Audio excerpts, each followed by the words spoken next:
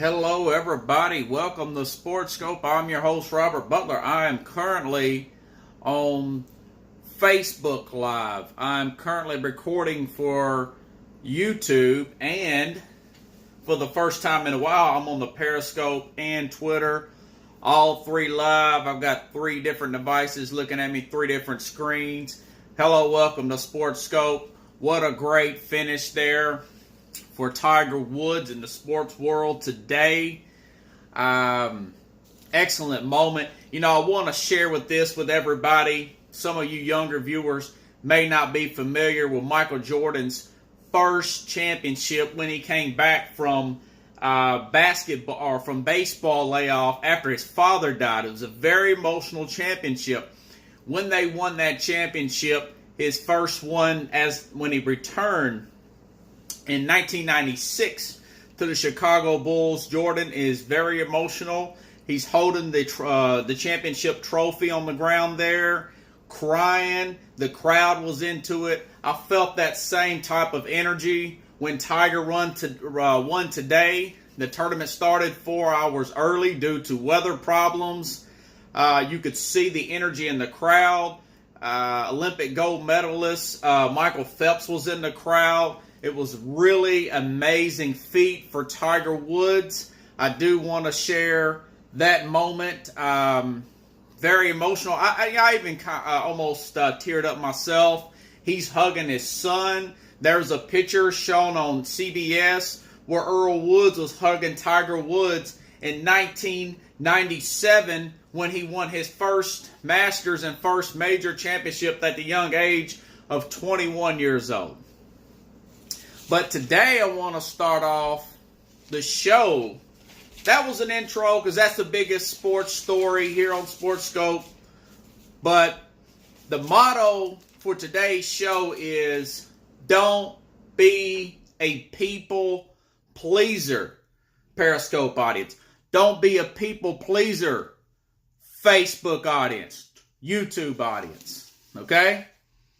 While being a people pleaser can be unfulfilling, everybody.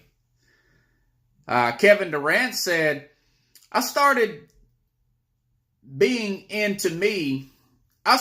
He said, I started being me instead of what I think people want me to be. And he said that when he went to Kevin Durant, star player for Golden State Warriors, heavily favored to win the championship. Basically, what Kevin Durant was saying, I don't want to be a people pleaser anymore. I'm living for Kevin Durant. I'm not living to please other people. Jenny Bust hired a friend of a family she had known since 1979, Magic Johnson, this week. Laker fans know what happened there. She wanted to appease the Laker fan base and make a splash with that hire.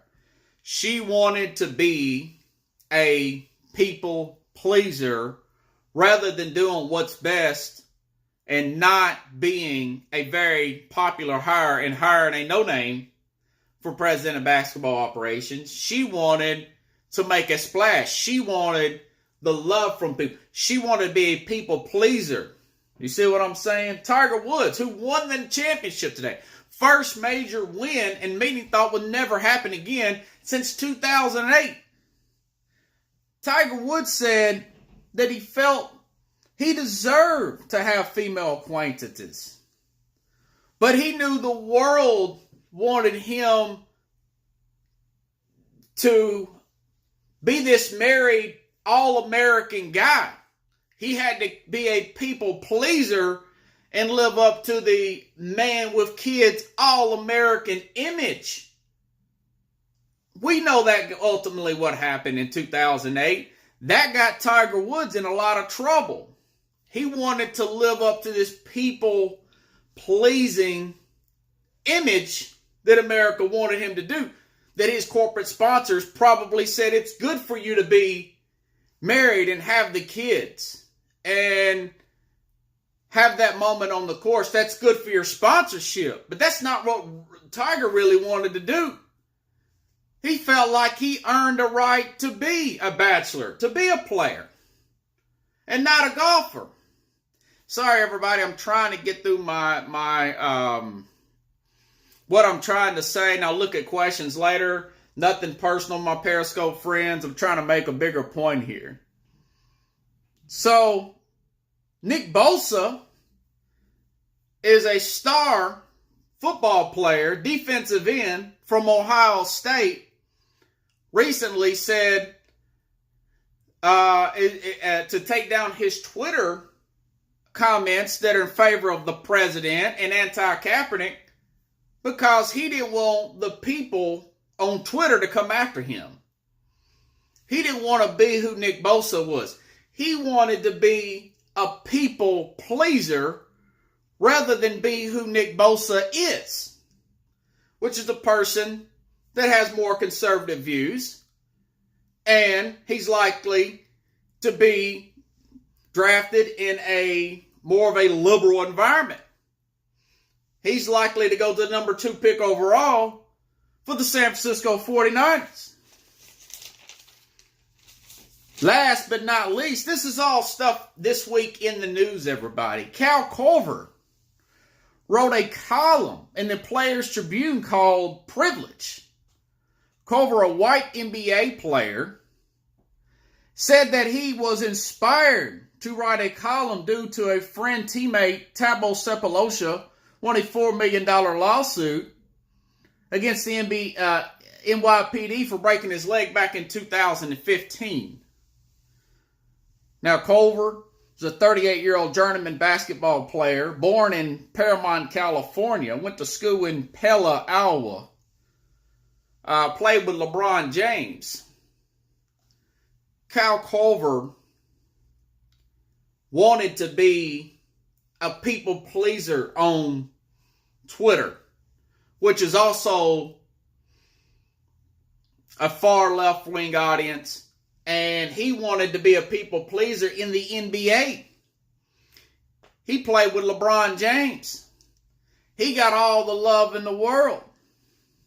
He said he was inspired to write this article because of the incident with Thabo Sefolosha winning that $4 million wrongfully arrest lawsuit against the NYPD back in 2015.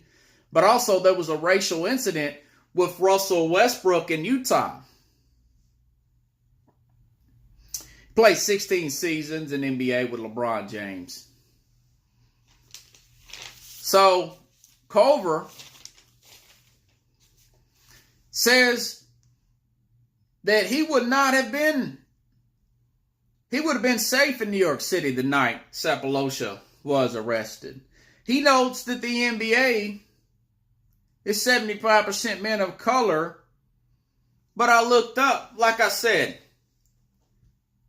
this is from a person, myself being that person. When you write the word white privilege, you completely lose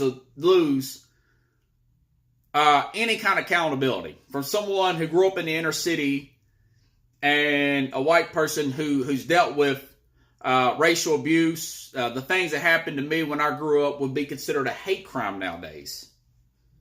Korver is trying to appease the far left Twitter audience, and the woke Jason Whitlock, a black man columnist, called it woke heaven. Korver is trying to be a people pleaser. And as of today, I have no respect for Cal Korver for what he said. It's inauthentic and it's simply not true. And he contradicts himself. Anybody not knows what I'm talking about, Cal Korver wrote in the Players Tribune early this week a column called Privilege. And this talks about racial inequality, racism around the NBA, and all that good stuff. And I read it, and I kind of felt sorry for Cal Korver. He's bucking for a coaching job. He grew up in Paramount, California, and Pelly, Iowa. Not necessarily considered the hood by no means. Me, I swear to this Bible right here. And I brought this Bible in, the Holy Bible. You see that, personal faith. That if he grew up my life, even at being 6'7", 6'8", went to the inner city schools where he was the only white kid like me here in Nashville, Tennessee. A lot of people mock the projects here because Nashville's considered country music a hick town. But I've been to New York City. I've been to the projects up in New York City. I've been to projects all around the country, big cities around the country, New Orleans area, you name it. Those projects look the same as my. I've been to the Bronx, South Bronx, with Yankees play, all that good stuff. Those projects look the same.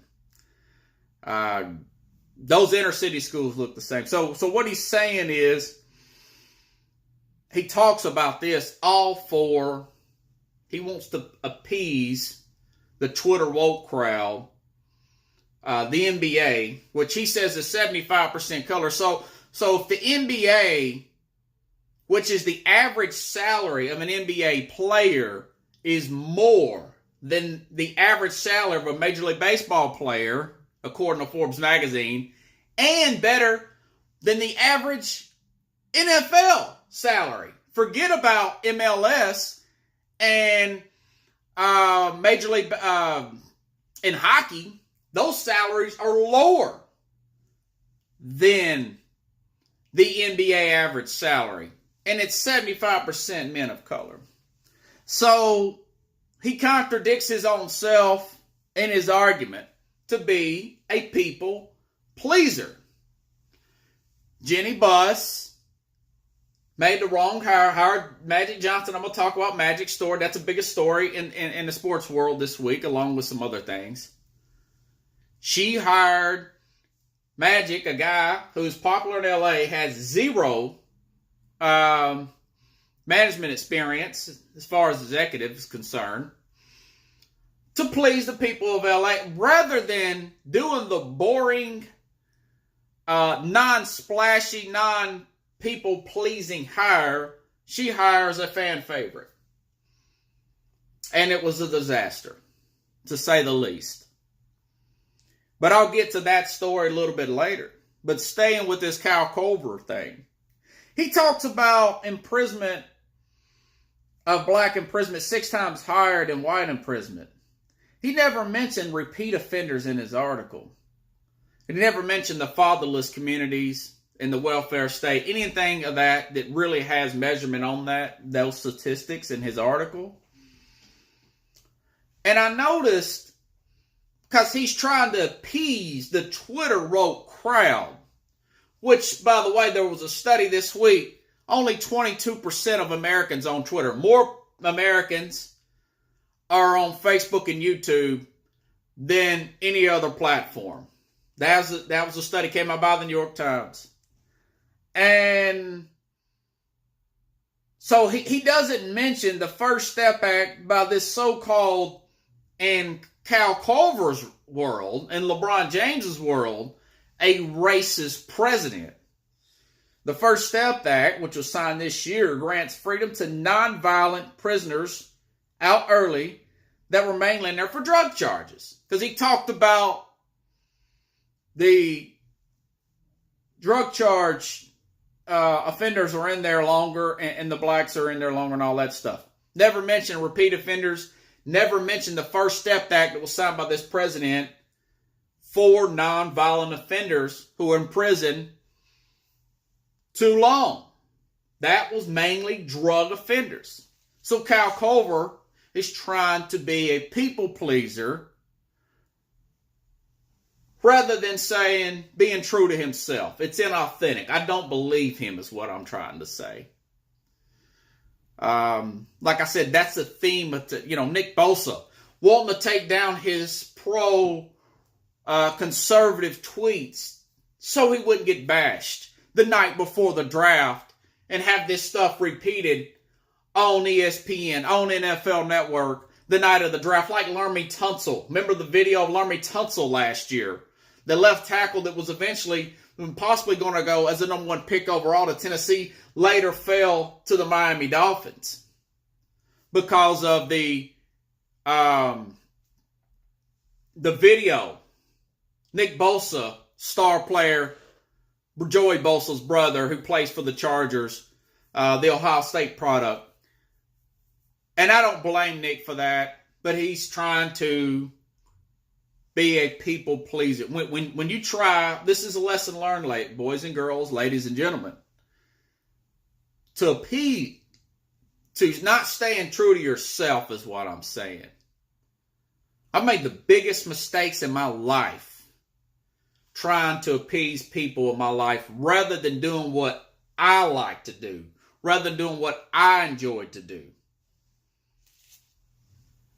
Tiger Woods, if he would just not got married and been Tiger Woods and not married so young, he may be he has 15 championships now.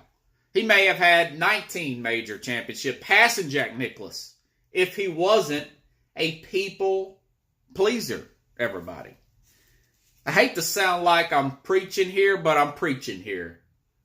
I've got this Bible here to show that if Cal Korver, if he walked a mile of if he grew up in the exact same schools that I went to, live in the exact same inner cities that I went into, the inner city schools, the minority, the only white kid in some of these schools, even being 6'7", he would never use the word white and privilege in the same sentence again. I don't believe him. So, I'm going through my notes, everybody, make sure I didn't miss anything. Again, I'm not saying racism doesn't exist on both sides, but it's nowhere near what he's saying. Black unemployment is an all-time high right now. It's all-time low. Things have never been better in America. Someone did a study. You have a better chance of getting struck by lightning than get killed by a police officer. That being said, one incident's too many. I get that, Cal Korver. But to grandstand like you did and put that privilege article out, you didn't do nothing but tick a lot of people off. And the people you think that you're impressing in public, LeBron James says, attaboy, gives you a pat on the back. Ebony Magazine says, kudos to Cal Korver. They don't respect you because they don't believe you. They know you're putting on a front to pander, to be a people pleaser. Okay? And like I said, the NBA salary averages $6.2 million per player, more than any other professional sport. He should have never brought that up, that 75% of the NBA. If this world was so racist, why wouldn't it have 75% men of color in the NBA? The black population is only 13%, America. It's not. It's 75%. It's a capitalist society. Best man, woman wins. Best player gets picked. Okay? So that was a fake, inauthentic, people-pleasing argument. Okay? On to Magic Johnson. Okay. Obviously, on Tuesday, Magic Johnson surprised the world as the president stepped down in basketball operations. Jenny Buss has known Magic since 1979. Again, there's another lesson learned, boys and girls, ladies and gentlemen. Poor connection, reconnect. Okay.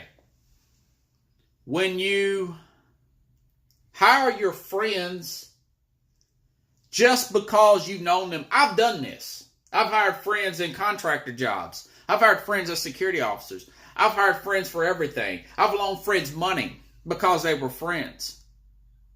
Don't hire your friends just because they're your friend. If that friend, if you meet them through a job of that business that you want to hire them from, totally different story. But if I hire a friend that I met in security and want to make him a tech guy when he has zero tech experience and code experience, that's foolish. Now I'll say this.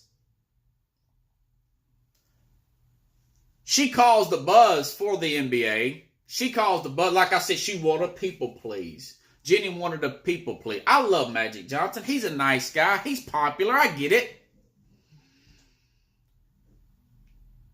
But this is very common with owners. Other examples. Michael Jordan. People knew him. He's a friend of the owner of the Washington Wizards. He failed as an executive. It looks easy.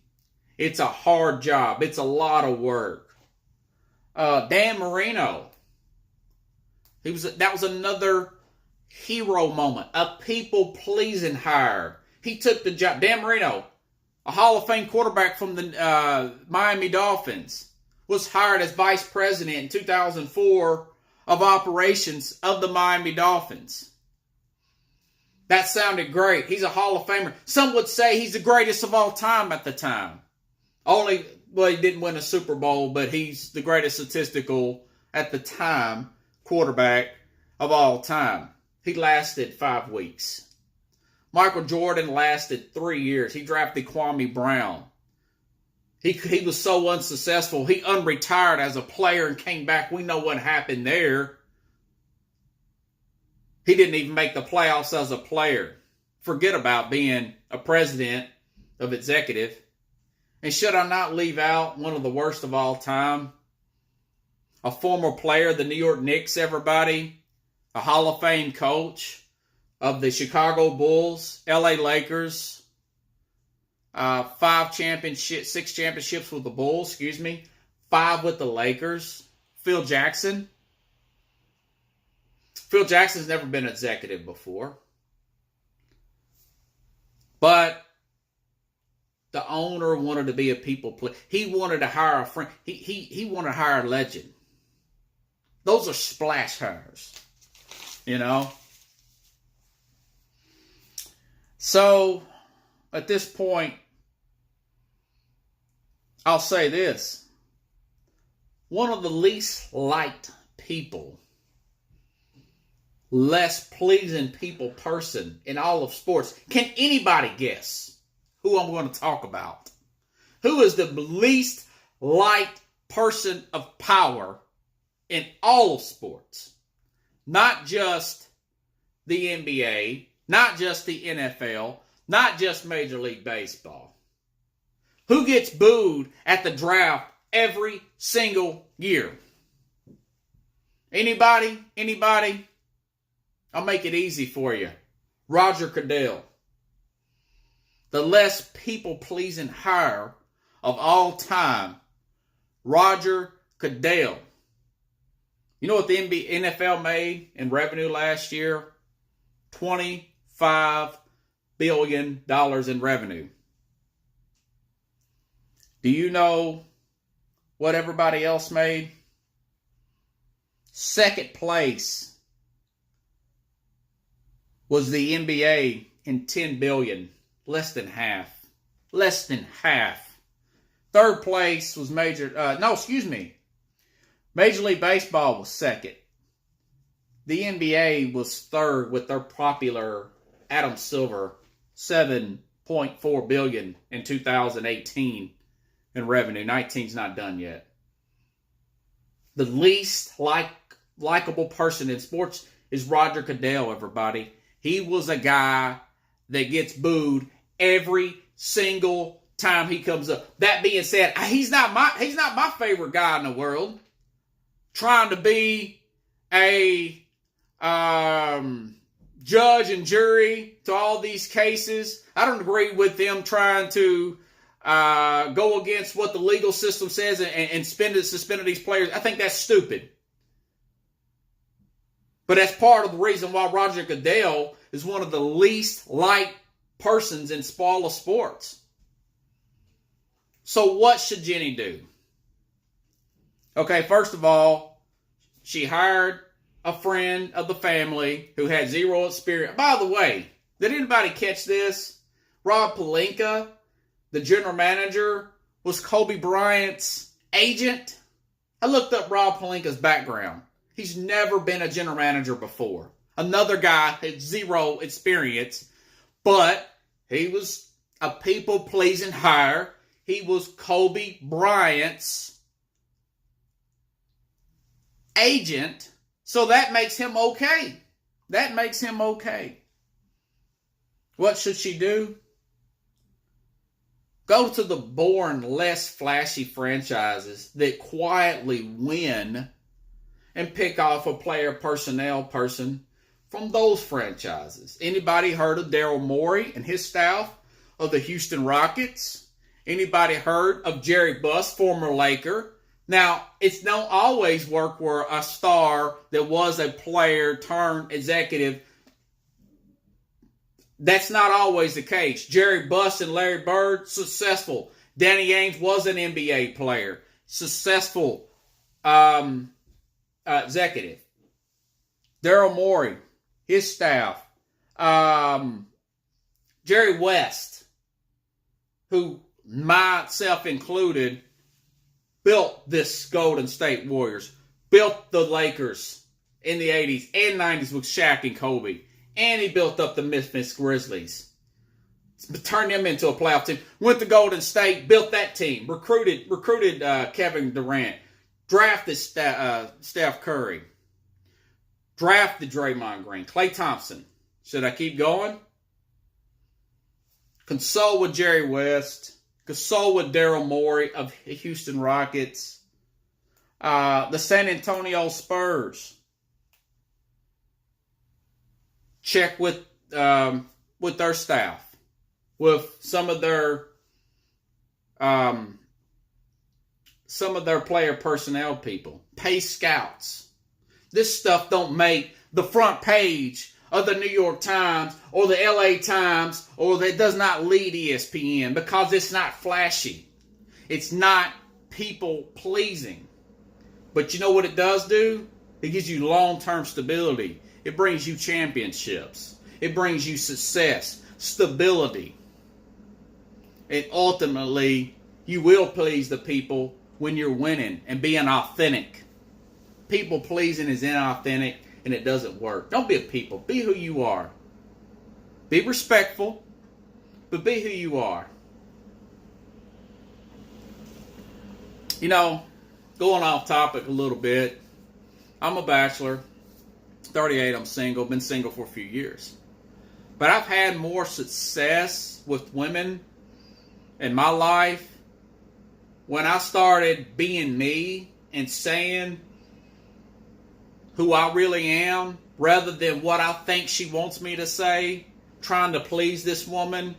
I've had more dates just being me, not being a people pleaser.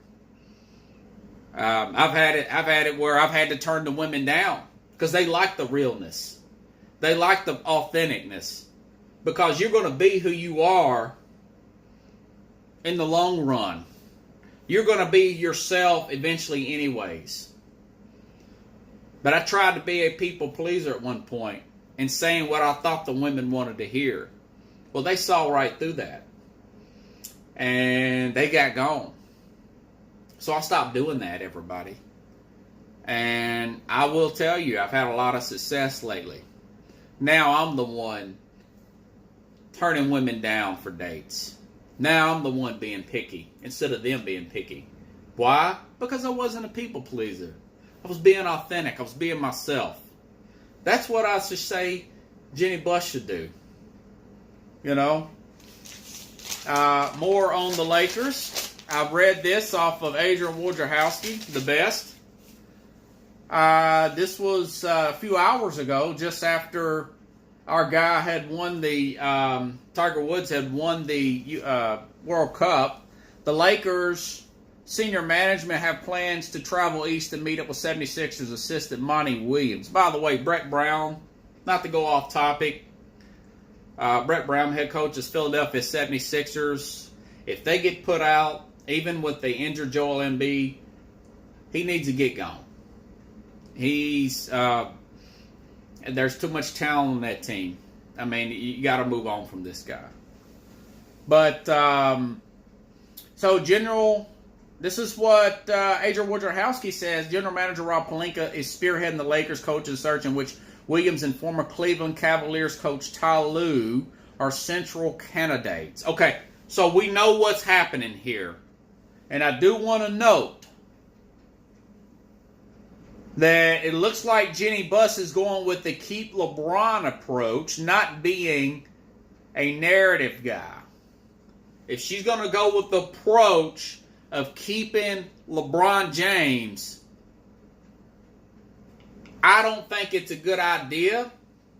But I'm not going to be one of those people who says, I'm not narrative guy, who says it's going to be a complete disaster if she doesn't go with the pro-LeBron approach. I've heard something yesterday that around the league, agents of big-name free agents do not want to deal with a franchise that is LeBron-dominated. That being said, if they hire Monty Williams, if they hire Ty Lue, and they get, say, Anthony Davis, she still has 3 years left with LeBron on his contract. You could get some other pieces there, some low-end free agents. Anthony's 25, LeBron's 34. Play out LeBron's 3 years. Maybe win a championship, maybe get close to a conference final. And then you begin building around a 28-year-old Anthony Davis. I don't think she should do that. But I'm not narrative guy. Narrative guy would say that would be a complete utter failure. My point is that I don't think it'll be a complete failure. I think if you have those two caliber players, you're going to win. I think he'll come back from that injury. He'll be hungry. He's embarrassed himself. He's embarrassed the organization, LeBron James, he being. And I think that it won't be a complete disaster like others play. Like I said, I'm not narrative. Narrative guy says that. Narrative guy thinks that's what will happen. I don't think she should do that. Quite frankly, as far as LeBron's situation, I think Jenny Buss should have a sit-down, one-on-one dinner with LeBron James and have a serious heart-to-heart and say, I don't think this is working out. I think she should have that conversation with LeBron and say, tell me where you want to be traded and take what you can get from LeBron. LeBron's got the kind of money. He's worth several $100 million. He can retire tomorrow. He don't have to be traded. People are saying trade LeBron, trade. No, you talk to LeBron. LeBron's got that kind of authority. And you say, where would you like to be traded? Houston, maybe? Anywhere else? You want to go to that cross street to the Lakers? I don't care. I want to get something for you. I want to get your contract off the books. And I want to move on. That's what I would do.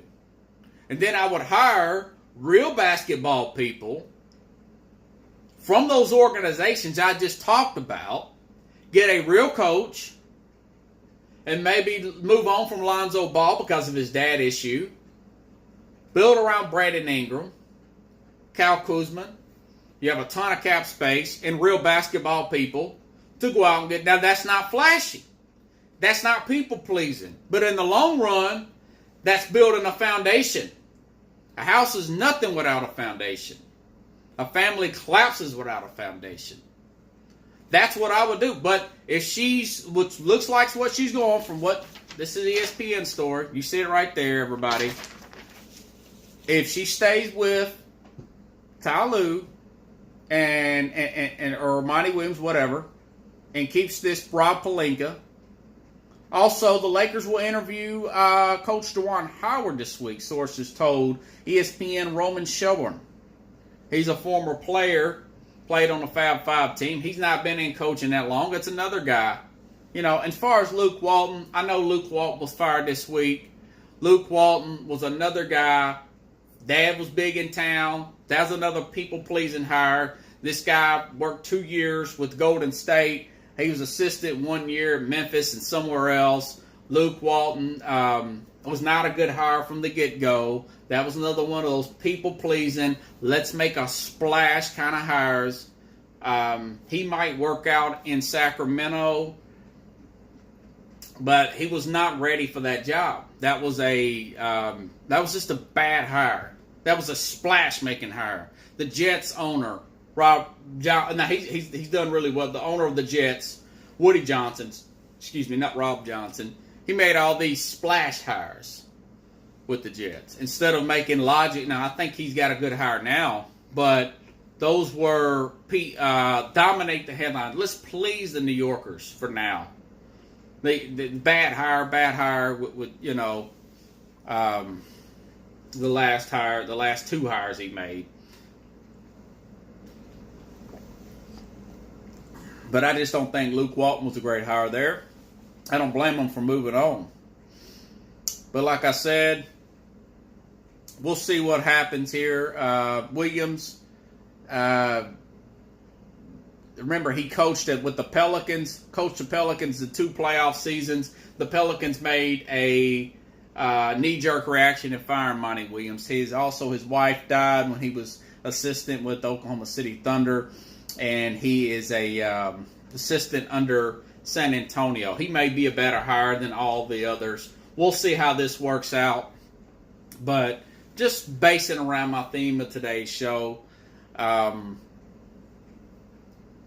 these splash hires, hiring a big name, hiring a celebrity without any experience, it makes a splash. It pleases the fan base early, but it doesn't get them what they want long term, which is stability, winning long term.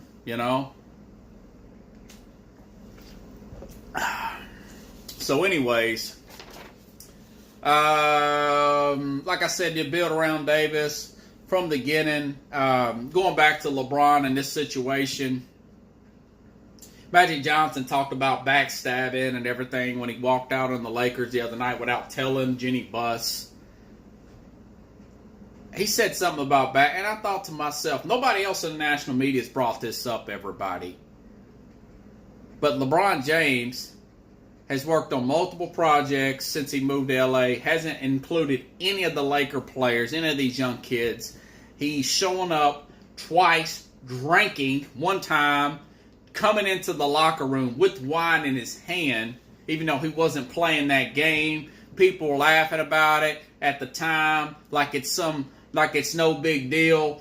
Then a few weeks later, he was seen actually during a game with a black thermos that looked like he was drinking wine then on the sideline because he was making a face every time he would drink something from this black thermos that you could not see. It was a steel thermos. And that right there says, I have no respect for Magic. I have no respect for Jenny Buss. I have no respect for Luke Walton. I have no respect for Rob Pelinka. I have no respect for my teammates. I have no respect for the fan base of LA. I have no respect for anybody. I don't have respect for nobody. I'm all about LeBron. That's why I would have moved off of LeBron. Drinking on the job. And I mentioned this on my program before. It later leaked out that the players thought that was over the top. I was way out in front of that story. So, we'll see how it works out. I think that he's got a lot to prove, LeBron. I think his reputation took a big hit. If they want to go pro LeBron, I do think it's going to be the end of the world, but I do think he has an ounce of pride left. And if they do hire Monty Williams and keep Rob Pelinka and they get Anthony Davis, I think it'll be okay. I don't think it'll be 110% success. But like I said, once it gets over with, through LeBron and his 3-year contract, they get close in the finals, you could just build around Anthony Davis. So, that is all I have to say about that. I think Magic will be fine. He's made plenty of money. He's Magic Johnson. All's well, ends well. I hope Jenny Buss gets smart. I hope LeBron gets his act together because it's good for the league. It's good for my business. Moving on. I took a lot of heat last week. I was arguing with people on Twitter. I was arguing with friends at work about the Cleveland Browns situation. A lot of you may not know this, but the NFL odds, over and under odds, came out last week, And according to OddsShark and Vegas totals, the over and under for the Pittsburgh Steelers is 8.5 wins, and for the Cleveland Browns, it's 9. And I said, I'm going to take the Cleveland Browns to win the AFC North next year, and I got a lot of pushback from that. And I'm hearing these national people say that what have they did other than get Odell Beckham and a player in Kareem Hunt that's going to be suspended for 8 games. Okay, let's go back over last year.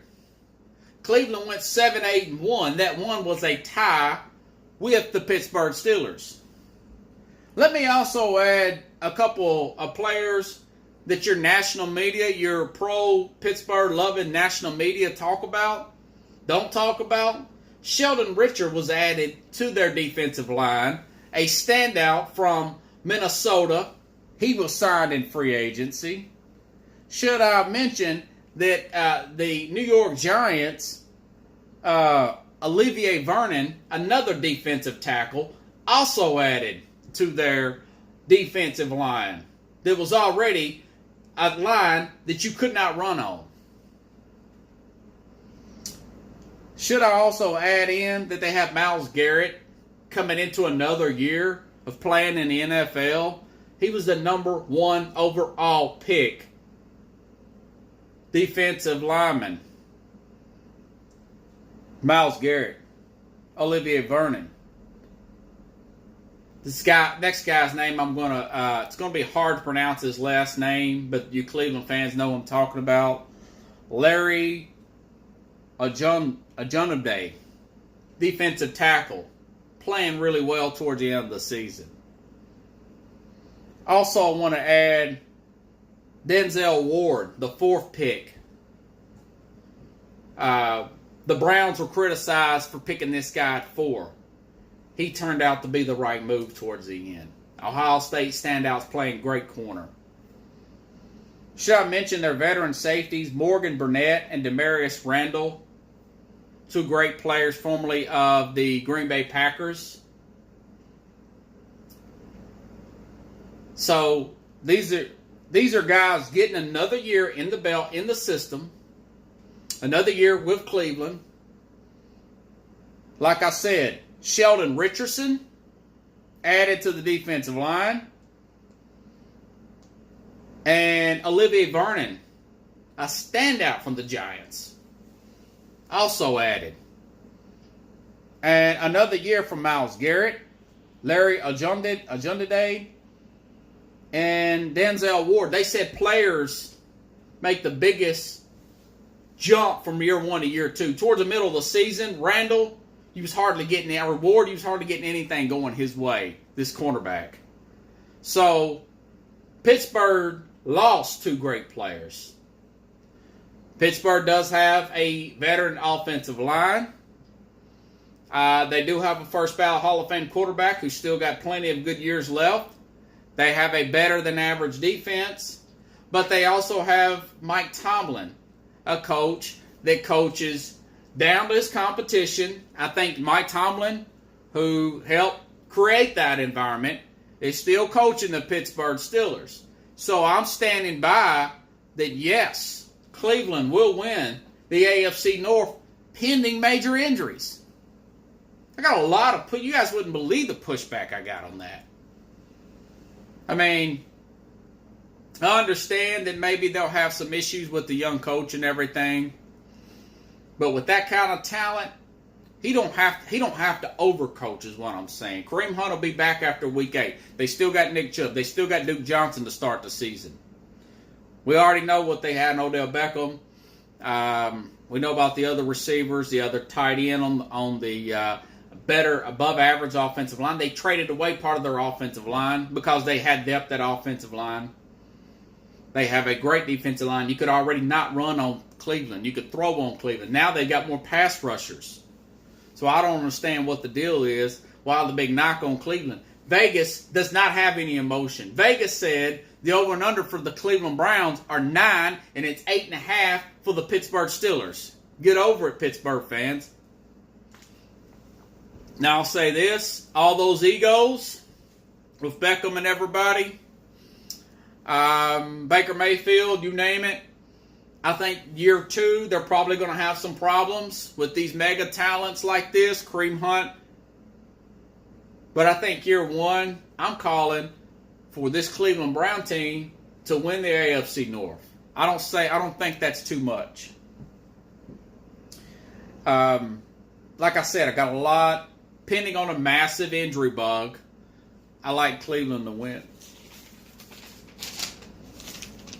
Speaking of last week, going all the way back to Monday night, college basketball national championship seems like a century away with the Tiger Woods, news of Tiger Woods breaking his 10-year losing streak of winning majors, and Magic Johnson stepping down.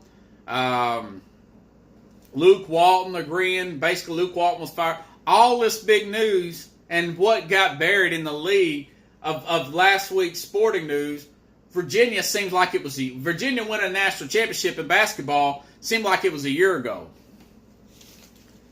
A famous coach.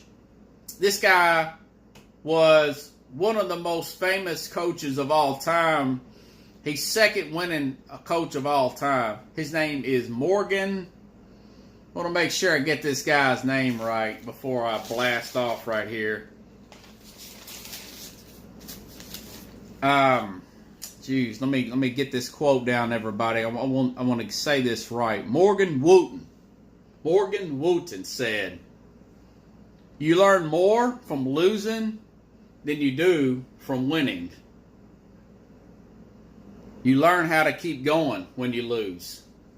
And what I'm talking about in 2018, for some of you may remember, Virginia Cavaliers basketball team was the only 1 seed to lose in the first round to a 16 seed University of Maryland Baltimore team.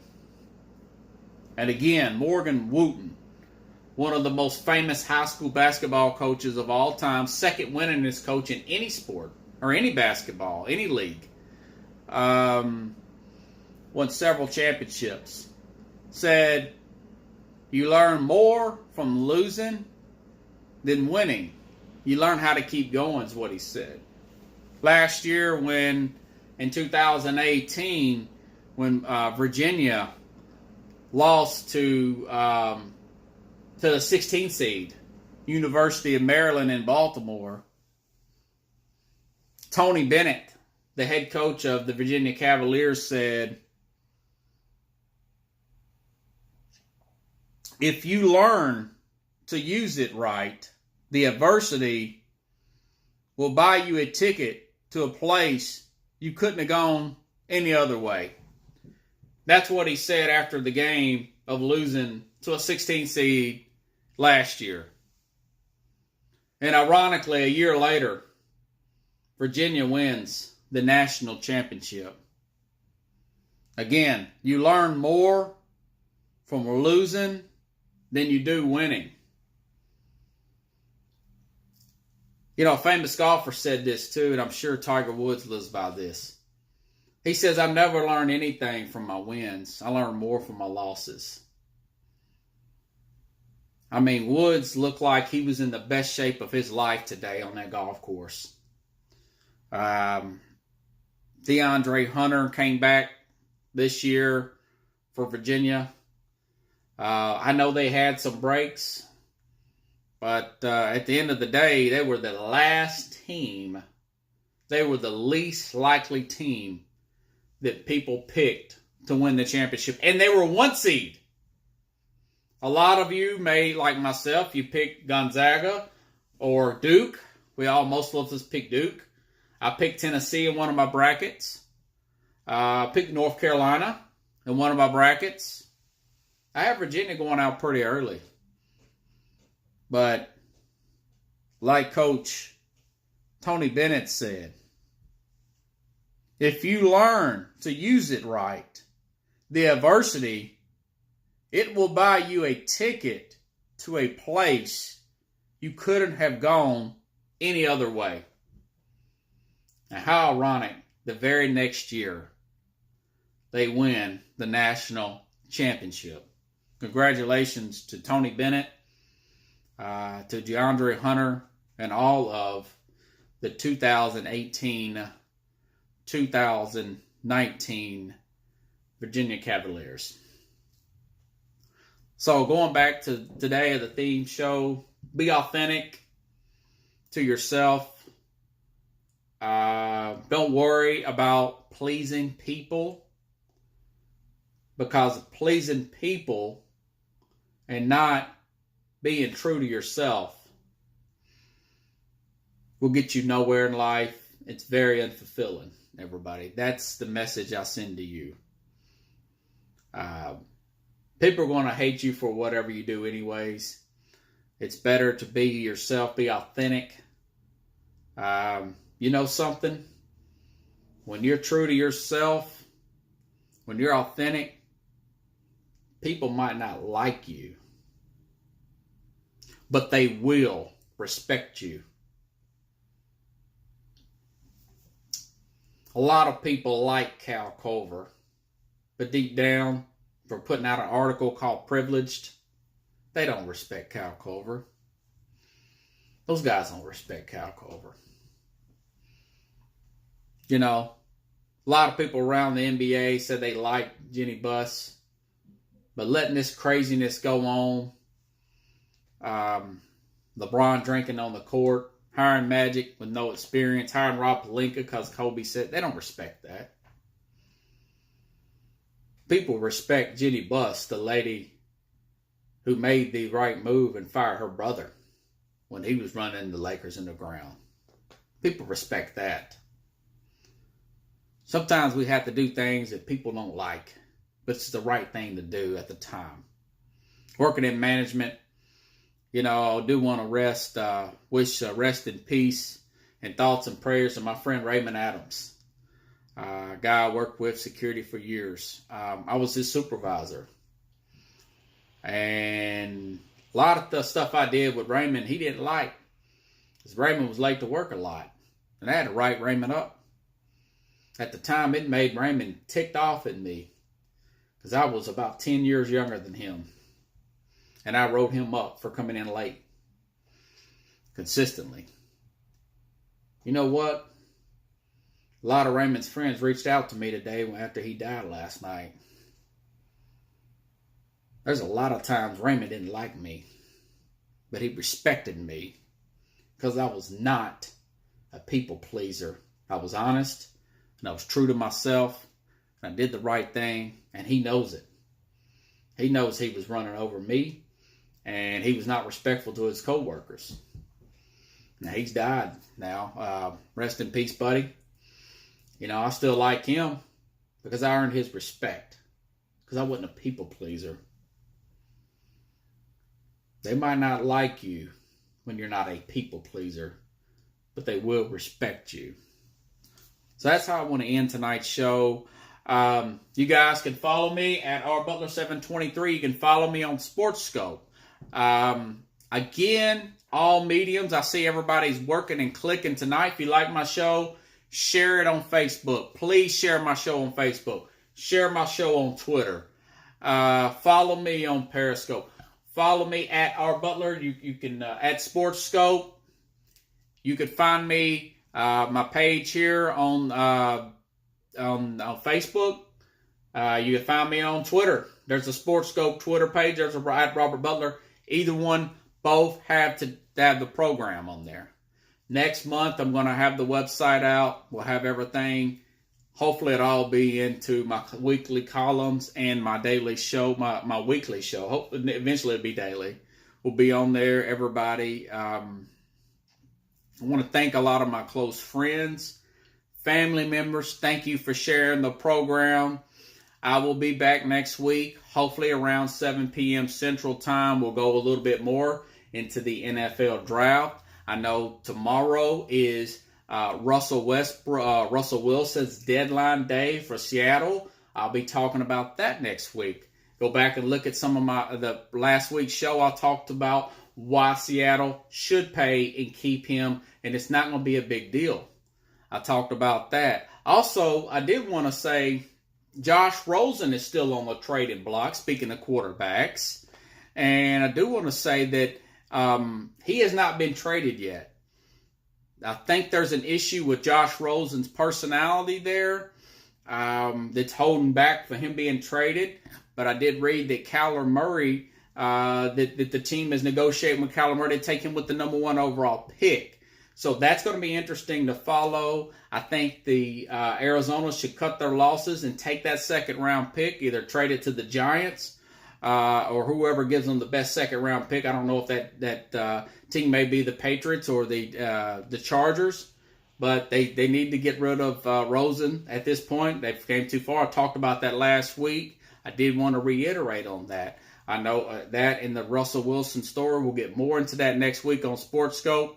Have a good week, everybody. I will see you back here next week at around 7 p.m. Central Time, Sunday night, here on Sportsskope.